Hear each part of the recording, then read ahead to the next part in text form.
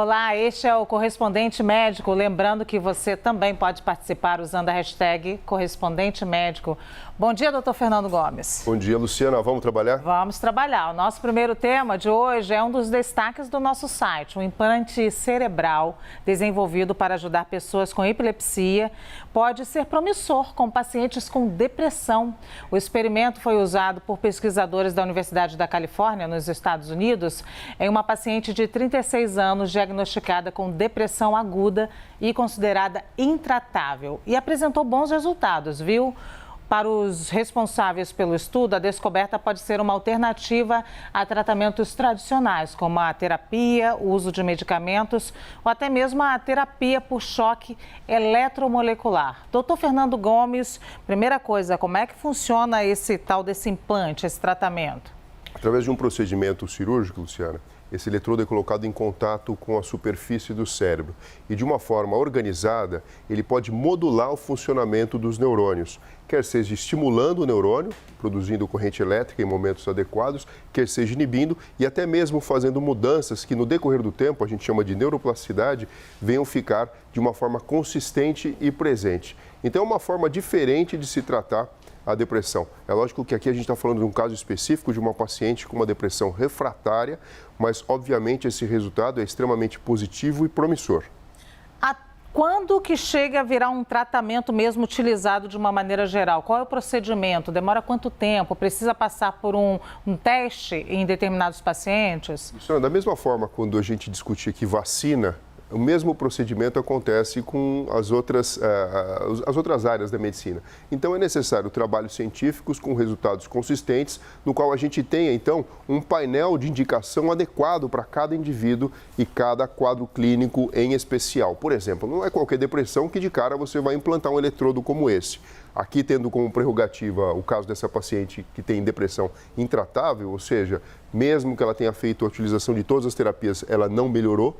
Fica, então, aí uma porta de abertura para se definir um primeiro protocolo, talvez para pacientes com depressão nessa situação. E aqui a gente tem a ilustração de como funciona essa estimulação cerebral profunda, né? Então, por pulsos elétricos, na verdade, criando pequenos campos eletromagnéticos com eliminação dos sintomas da depressão. Então, acaba sendo uma interface bastante interessante entre o que a gente tem atualmente de conhecimento, que são circuitos neurais, muitas vezes correlacionados com neurotransmissores como serotonina, dopamina, noradrenalina e o funcionamento elétrico, fazendo com que neurônios disparem, outros deixem de disparar e dessa forma então circuitos sejam então alimentados, realimentados e a memória do funcionamento adequado do cérebro seja atingida. Doutor, isso é um tratamento, a gente pode dizer, promissor e é uma boa notícia para o tratamento para quem tem depressão nesse momento? Qual é o tratamento, aliás, para quem tem depressão nesse momento? Luciana, o maior desafio atualmente que a gente encontra é de fazer o diagnóstico da depressão, as pessoas não terem preconceito em relação a isso, nem elas mesmas, a ponto de procurar um profissional da área da saúde. E aqui a gente chama atenção principalmente para os psiquiatras e para os psicólogos. Feito o diagnóstico, o tratamento ele é bastante amplo e ele acaba envolvendo, primeiro, terapia, diversos tipos de terapia, a utilização de medicamentos e muitas vezes até a farmacogenética atualmente ela vem a ajudar a você escolher o antidepressivo adequado para aquele padrão de funcionamento metabólico do indivíduo, porque não é porque a pessoa tem depressão que ela vai receber o medicamento e nitidamente isso vai funcionar. E para casos mais severos você tem a eletroconvulsoterapia, que, bom, a gente lembra daqueles filmes antigos, né, do eletrochoque, mas não é bem assim que funciona. Existe todo um protocolo, um processo de anestesia e um acompanhamento em conjunto, inclusive com a neuropsicologia, para se verificar a melhora. Então, basicamente, a gente tem esses 3 pontos de apoio atuais. Sem contar que a mudança do estilo de vida e mudança do todo o entorno da rotina do indivíduo é importante para tirar ela daquela situação que acaba sendo predisponente para a manifestação da doença. Doutor, só para uma prestação de serviço agora, para quem está nos assistindo, qual é o momento que a gente precisa procurar o médico, que a gente tem sintomas de depressão e a gente percebe isso e deve procurar o médico? Principalmente, Luciana, quando existe sofrimento. A depressão, ela não se manifesta simplesmente com tristeza, e depressão não é frescura.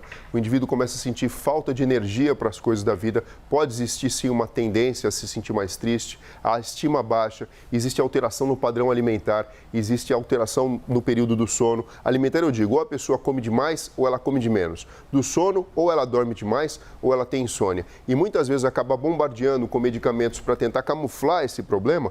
Então, de repente, o indivíduo tem uma obesidade, mas o problema, na verdade, está relacionado com uma questão psíquica, com uma questão mental. Ou então o indivíduo tem insônia, vai lá e toma remédio para dormir. O que acaba acontecendo? Camufla um dos componentes dos sintomas da depressão e, de repente, pode ter uma manifestação clínica até pior. Então, existiu sofrimento, existiu um padrão no funcionamento da mente, é importante o indivíduo procurar um profissional para fazer o diagnóstico preciso do problema.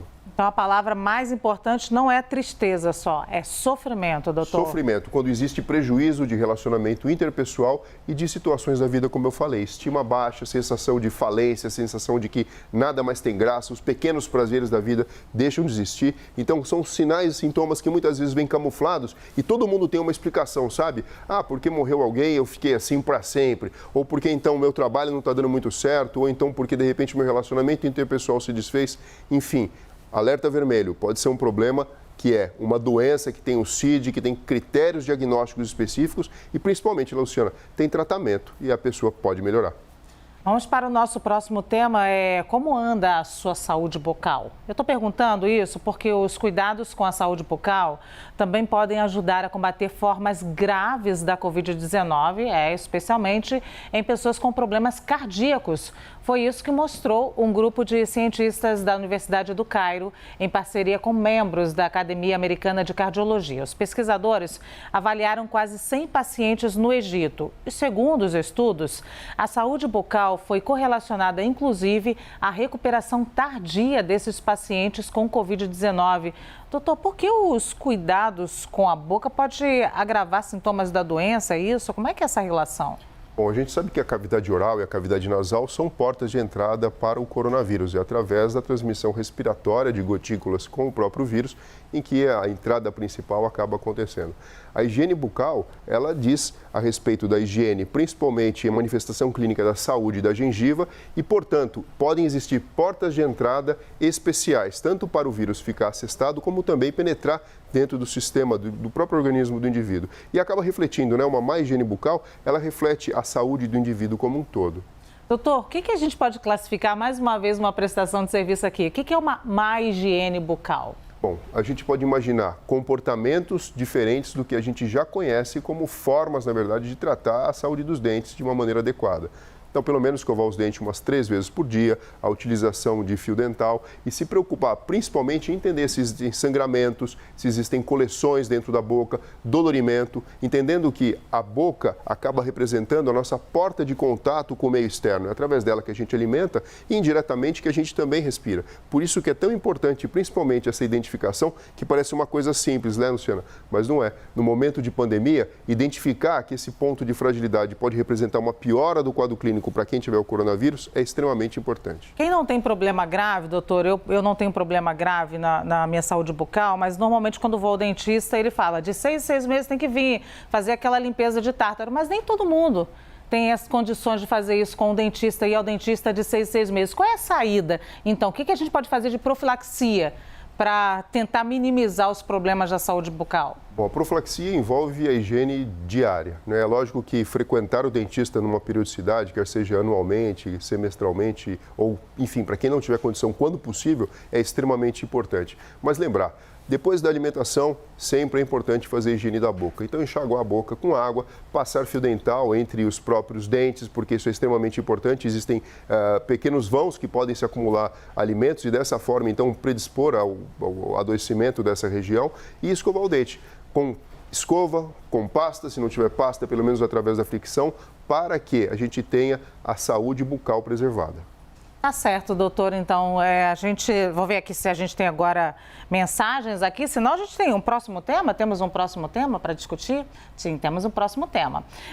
O que é o alerta do Unicef, esse próximo tema, sobre os efeitos da pandemia para crianças e adolescentes. Segundo o principal relatório que a organização divulga, essas novas gerações, doutor, poderão sentir o impacto da saúde mental por muitos anos. O Unicef lembra, por exemplo, que durante muito tempo, meninos e meninas tiveram que ficar longe do ambiente escolar, dos amigos, das brincadeiras e até das pessoas da família, elementos considerados fundamentais durante a infância. E a estimativa sobre isso é preocupante. 1 em cada 7 crianças e adolescentes pode sofrer com algum transtorno mental no futuro. O relatório do Unicef também aponta que pouco tem sido feito para combater isso. O mapeamento mostra que apenas 2% dos orçamentos públicos de saúde são destinados para a saúde mental no mundo. Mais uma vez, voltamos ao tema da saúde mental, doutor, mas agora crianças e adolescentes.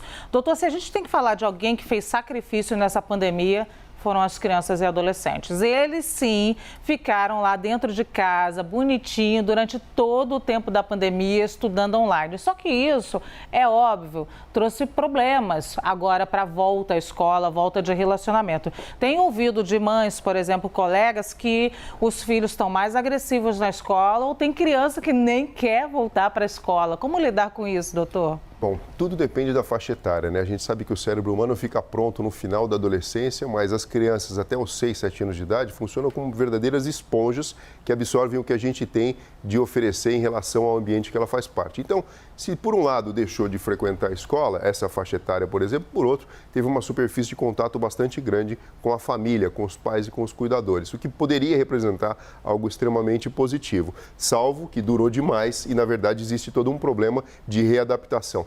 Já as crianças mais velhas e adolescentes tiveram, de fato, um impacto diferente do que a gente conhece, que é difícil avaliar lá no futuro o que vai acontecer, mas a gente pode imaginar que provavelmente carregar alguma coisa como problemas relacionados com até mesmo uma tendência a interpretar o mundo como algo perigoso pode vir a acontecer, o que para a gente acaba sendo bastante preocupante. Então, o que acontece? Nós sabemos que com o advento da pandemia, houve uma preocupação muito grande, Luciana, com a preservação da nossa integridade biológica.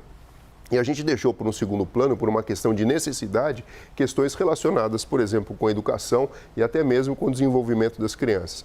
Qual que é o lado bom disso tudo? O cérebro infantil, ele é muito plástico, ele pode mudar. Então, de acordo com o nosso oferecimento e nosso enriquecimento diferente, a criança tende a responder de uma forma diferente também.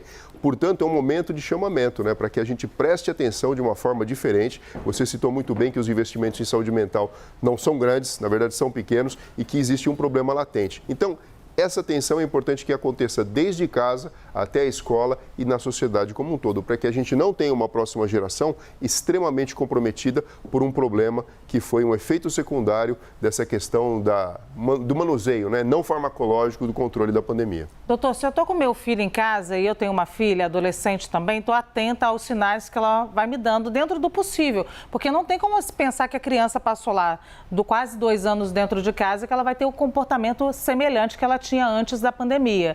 Mas quais os sinais de alerta eu tenho que estar atenta como mãe, como pai, para que talvez essa criança precise de uma ajuda? Você pode notar algumas coisas que são bem simples, viu, Luciana? Por exemplo, mudança do comportamento, irritabilidade, mudança do padrão alimentar, mudança da forma que a criança se relaciona com os outros indivíduos da família e com os amigos também.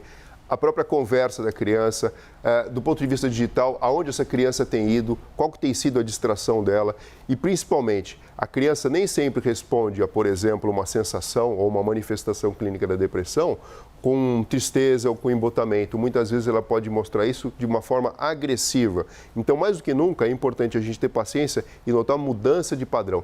Mas olha só, é muito difícil a gente falar isso tendo em vista que também os adultos estão sofrendo. Então é o momento, de fato, da família montar um time, uma verdadeira equipe e entender que a saúde de cada um é extremamente importante. O diálogo tem que se fazer muito mais presente do que antes e o olhar atento. Porque da mesma forma que a criança ficou mais em casa, pai e mãe também ficaram, e a gente tem uma questão relacionada, por exemplo, com o home office, que acaba sendo um grande desafio. Porque a hora trabalhada presencialmente, ela não é igual à hora trabalhada em home office. E muitas vezes, mesmo com o papai e com a mamãe em casa, a criança ela fica, na verdade, deixada em segundo plano por uma necessidade. Então é um momento extremamente desafiador e é muito bom a gente estar falando isso, porque isso acende, na verdade, uma consciência em todas as pessoas para lidar com isso de uma forma especial. Até porque eles são o futuro imediato, breve, né? Então a gente não quer ter problemas, uma geração inteira com problemas, consequências dessa pandemia.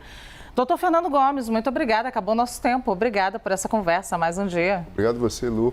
Pessoal, se cuidem e até breve. E este foi mais um Correspondente Médico.